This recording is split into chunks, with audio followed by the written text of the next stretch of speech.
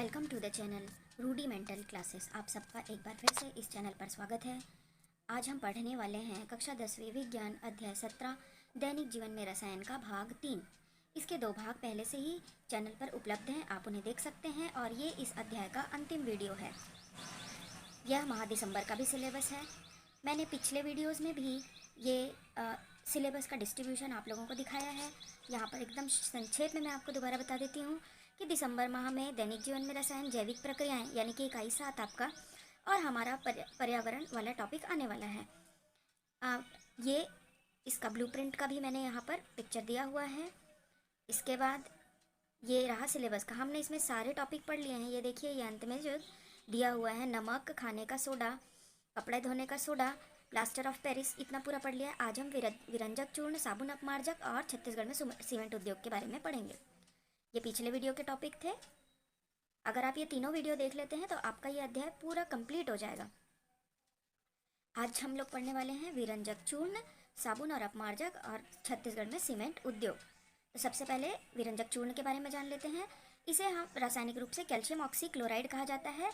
इसे हम चूने का क्लोराइड भी कहते हैं और इसे बनाने के लिए बेकमैन अभिक्रिया का यूज़ किया जाता है। बेकमैन अभिक्रिया में क्या करते हैं, जलीय सोडियम क्लोराइड जो कि नमक है, साधारण नमक के विद्युत अपघटन से क्लोरीन का निर्माण होता है। इस क्लोरीन गैस का उपयोग विरंजक चूर्ण के उत्पादन में कर लिया जाता है। शुष्क यानी कि बुझा हुआ चूना कैल्शियम हाइड्रोक्साइड पर क्लोरीन की गैस की अभिक्रिया से विरंजक चूर्ण का निर्माण होता है। मुख्य रूप से क्लोरीन अणु हाइड्रोक्साइड आयन को विस्थापित कर देता है और विरंजक चूर्ण का जो सूत्र है वो CaOCl2 प्राप्त होता है। इसकी रासायनिक क्रिया जो है वो इस प्रकार से है। आप यहाँ पे देख सकते हैं कि कैल्शियम हाइड्रोक्साइड और क्लोरीन गैस जब आपस में क्रिया करते हैं तो कैल्शियम ऑक्सीक्लोराइड बनता है, CaOCl2 और जल। अब विरंजक चूर्ण जो है ये हल्के पीले रंग का चूर्ण होता है जिसमें क्लोरीन गैस की तीव्र गंध होती है। जल में बड़ी आसानी से घुल जाता है और विरंजक चूर्ण की अभिक्रिया कार्बन डाइऑक्साइड के साथ जब कराई जाती है तो क्लोरीन अणु विस्थापित हो जाता है, जो कि इस प्रकार से है। तो ये आप देख सकते हो कि अगर हम विरंजक चूर्ण को ऐसे ही खुले वातावरण में छोड़ दें तो धीरे धीरे इसमें से क्लोरीन गैस बाहर निकल जाती है। और वो क्यों निकल जाती है उसका कारण यहाँ पे दिया हुआ है। Calcium oxychloride plus carbon dioxide, वायुमंडलीय जो कार्बन डाइऑक्साइड होती है, क्रिया कर लेती है और इसे कैल्शियम कार्बोनेट में बदल देती है, क्लोरीन गैस बाहर निकल जाती है। इस प्रकार विरंजक चूर्ण के गुण जो हैं वो खत्म हो जाते हैं। इसका उपयोग जो है मुख्य रूप से विरंजक के रूप में यानी कि रंग हटाने के लिए किया जाता है, जिसका प्रयोग वस्त्र उद्योग में सूती लिलेन के विरंजन के लिए, कागज की फैक्ट्री में लकड़ी का जो लुगदी यानी कि मज्जा जैसा जो बनाया जाता है उसमें, लाउंड्री के साफ कपड़े के विरंजन के लिए किया जाता है। विरंजन का अर्थ होता है कि जो भी कलर है उसको हटाना। कई रासायनिक उद्योग में ये अपचायक के रूप में भी प्रयोग किया जाता है। मतलब ये क्या करता है, कोई भी रसायन में से हाइड्रोजन या विद्युत धनात्मक तत्वों को बाहर निकालने का काम आता है। इसका उपयोग पीने वाले जल को जीवाणु मुक्त करने के लिए भी किया जाता है। ब्लीचिंग पाउडर के नाम से ये फेमस होता है। आपको मार्केट में ये ब्लीचिंग पाउडर के नाम से आसानी से मिल जाएगा। फिर इसका उपयोग क्लोरोफॉर्म बनाने के लिए भी किया जाता है। आगे है साबुन और अपमार्जक। सब लोग साबुन और अपमार्जक से भली भांति परिचित हैं। आपके घर में आप साबुन का भी प्रयोग करते हो और अपमार्जक यानी कि जो डिटर्जेंट पाउडर, जो साधारण भाषा में निरमा के नाम से जाना जाता है। तो ये जो साबुन है ये दीर्घ श्रृंखला युक्त वसीय अम्लों के सोडियम या पोटेशियम लवण होते हैं। स्टेरिक अम्ल, ओलिक अम्ल, यामेटिक अम्ल के सोडियम और पोटेशियम जो लवण है वही साबुन बनाते हैं। जब तेलीय वसा की क्रिया NaOH या KOH पोटेशियम हाइड्रोक्साइड से कराते हैं तो साबुन और ग्लिसरॉल बनता है, जिसमें नमक डालकर साबुन को अवक्षेपित कर लेते हैं। यह क्रिया साबुनीकरण कहलाती है। कभी कभी 1 नंबर 2 नंबर का प्रश्न आता है कि साबुनीकरण किसे कहते हैं। साबुन जो है वो कई प्रकार के होते हैं। प्रसाधन साबुन, पारदर्शी साबुन, औषधि साबुन, साबुन में पानी में तैरने वाले साबुन, यहाँ पे ये प्रिंटिंग मिस्टेक है, पानी में तैरने वाले साबुन। तो इसमें क्या है, उच्च कोटि के तेल और KOH से क्रिया करके बनाया जाता है। इसमें अल्कोहल को घोल के बनाते हैं तो पारदर्शी साबुन बनाता है। आप लोगों ने देखा होगा जैसे पियर्स वगैरह जो होता है पारदर्शी रहता है तो उसमें अल्कोहल की मात्रा रहती है।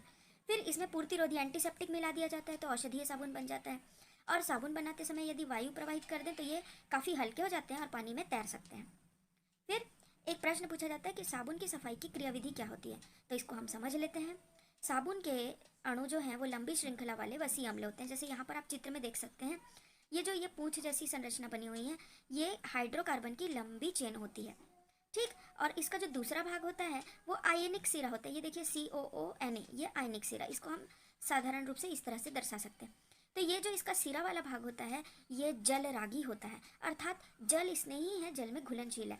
जबकि ये पूंछ वाला हिस्सा जो होता है ये जल विरागी होता है, अर्थात जल में अघुलनशील है परंतु तेल, ग्रीस आदि कार्बनिक विलायक में घुलनशील होता है।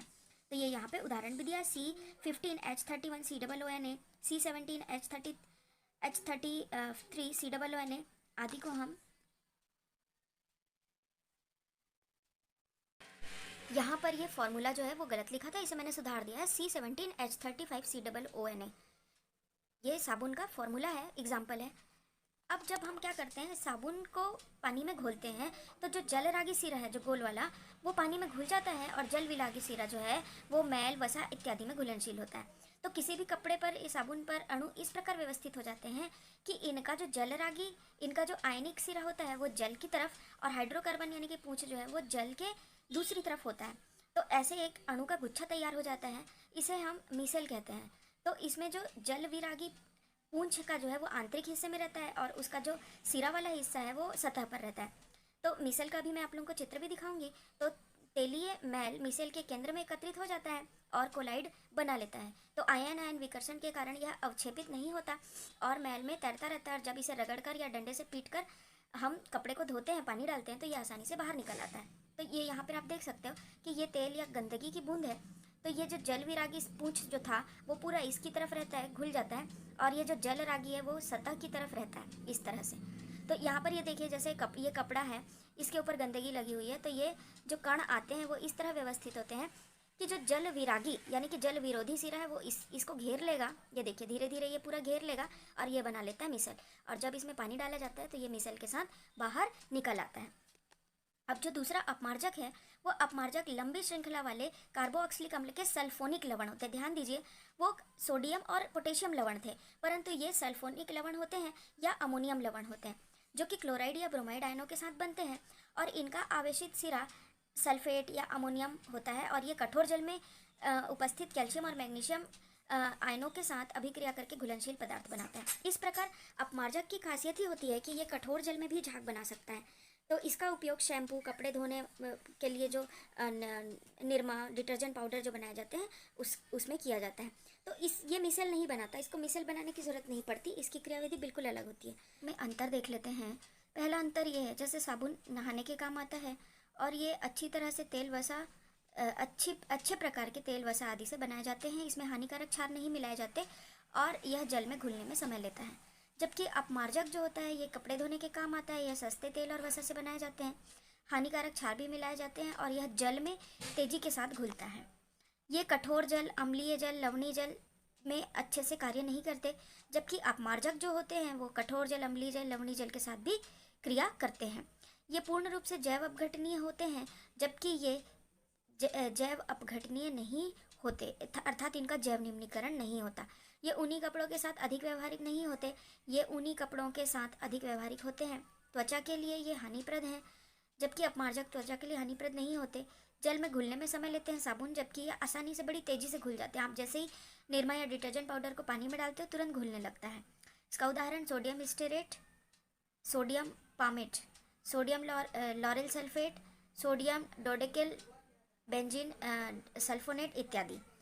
एक खास बात यहाँ पर यह भी है कि जो साबुन होते हैं वो जल का प्रदूषण उतना नहीं करते जितना कि अपमार्जक करते हैं, क्योंकि अपमार्जक का निम्नीकरण नहीं होता, इसीलिए ये जल प्रदूषण का एक मुख्य कारण बनते हैं। अंतिम टॉपिक है सीमेंट। पोर्टलैंड सीमेंट वर्तमान समय के सबसे उपयोग में आए जाने वाला संसार में सर्वाधिक प्रचलित जो है वो है सीमेंट। यह कंक्रीट, गारा आदि का मूल अवयव है। सीमेंट में विभिन्न किस्में मौजूद हैं। साधारण निर्माण कार्य में आमतौर पर पोर्टलैंड सीमेंट प्रयुक्त होता है। पोर्टलैंड सीमेंट का आविष्कार एक अंग्रेज जोसेफ एड्सविन ने किया था 1824 में।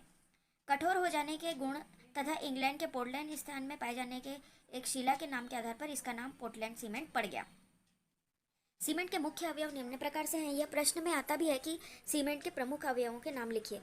तो इसमें होता है calcium oxide, silica, alumina, magnesia और आयरन ऑक्साइड, ये इसके मुख्य घटक हैं। इनका प्रतिशत संगठन भी यहाँ पर मैंने दिया हुआ है, इसे आप अपने फेयर कॉपी में नोट कर सकते हैं और याद जरूर करिए।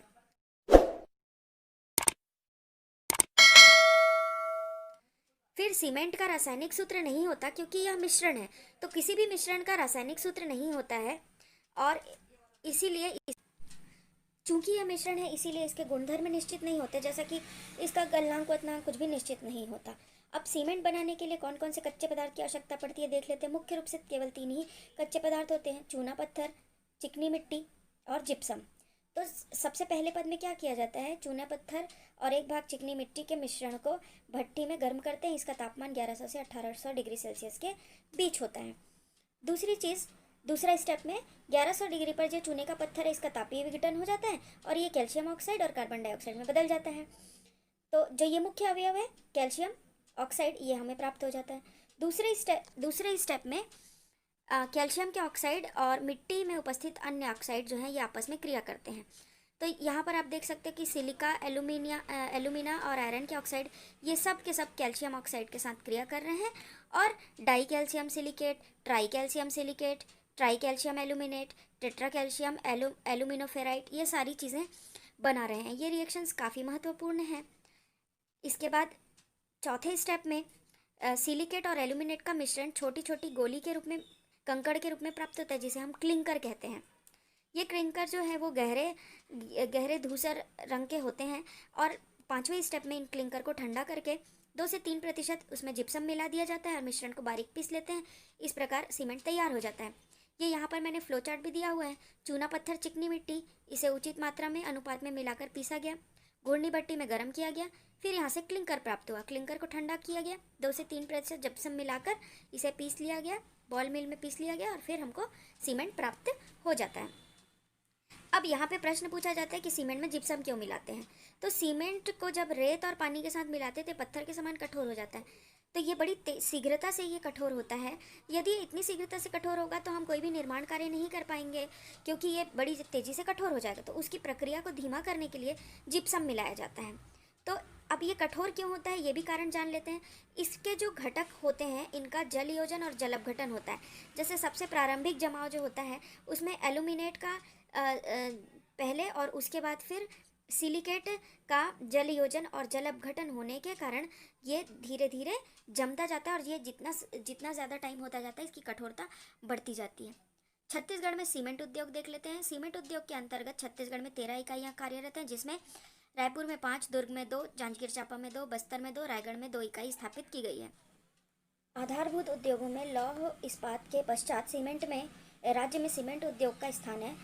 छत्तीसगढ़ राज्य में चूना पत्थर की अधिकता के कारण सीमेंट उद्योग का पर्याप्त विकास हुआ है। इसमें प्रथम सीमेंट कारखाने की स्थापना एसीसी के द्वारा 1964 में दुर्ग के जामुल नामक स्थान पर की गई थी। अन्य कारखाने इस प्रकार हैं, जैसे जामुल दुर्ग, बैकुंठपुर, मांडर, नेवर, तिल्दा, रावणभाटा रायपुर में, अकलतरा जांजगीर चांपा, गोपाल नगर जांजगीर चांपा, मोदीग्राम रायगढ़, भूपदेवपुर रायगढ़, बस्तर, सोनडीह, बलौदाबाजार आदि में सीमेंट के कारखाने स्थापित हैं। या आज के लिए यही केवल इतना ही। पोषण, परिवहन, श्वसन और उत्सर्जन वाला अध्याय शुरू करेंगे और उसे भी हम कोशिश करेंगे कि जल्द से जल्द आपका पूर्ण करा लें, क्योंकि दिसंबर के माह में इसके बाद एक और चैप्टर जो है वो बचा हुआ है। तो keeps watching, thank you, like, share and subscribe the channel. यदि आपने अभी तक चैनल को सब्सक्राइब नहीं किया तो जल्दी से सब्सक्राइब कर लें, क्योंकि हमेशा हम आपके काम के वीडियोस डालते रहेंगे। तो अपडेट के लिए हमारे साथ बने रहिए, सब्सक्राइब कर लीजिए। Thank you.